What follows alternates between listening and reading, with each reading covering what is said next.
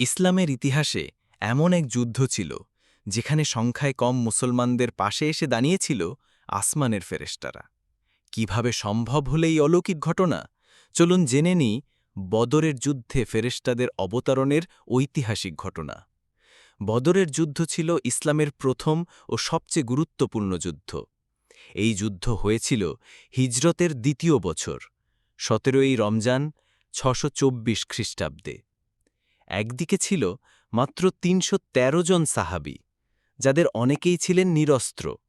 অপরপক্ষে কুরাইশদের প্রায় ১,০০০ সৈন্য, সজ্জিত অস্ত্রশস্ত্রে।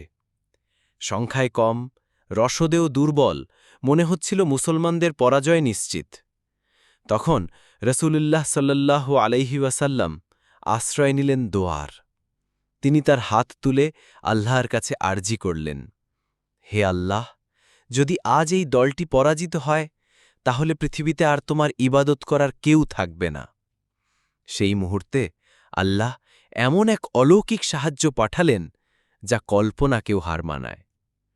কুরআনের সূরা আল ইমরান আয়াত ১২৪-২৫ বলা হয়েছে, যখন তুমি বলেছিলে মুমিনদেরকে, তোমাদের জন্য কি এটা যথেষ্ট নয় যে তোমাদের প্রতিপালক ৩,০০০ ফেরেশতা অবতীর্ণ করে সাহায্য করবেন?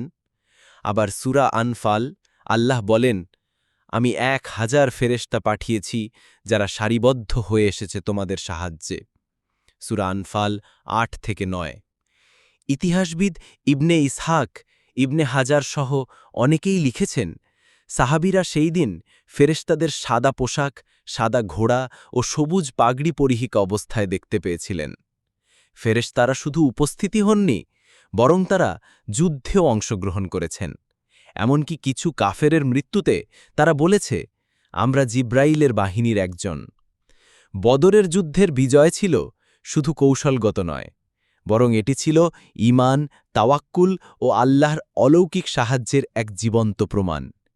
এই ঘটনা আমাদের শেখায়, যখন আমরা আল্লাহর পথে থাকি, যখন আমরা ঈমানের সাথে দাঁড়াই, তখন দুনিয়ার বড় বড় শক্তিও আমাদের ক্ষতি করতে পারে না।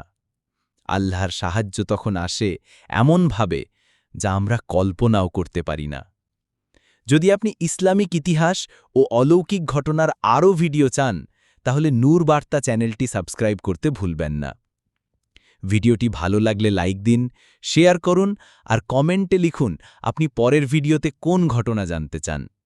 আসসালামু আলাইকুম ওয়া রাহমাতুল্লাহ।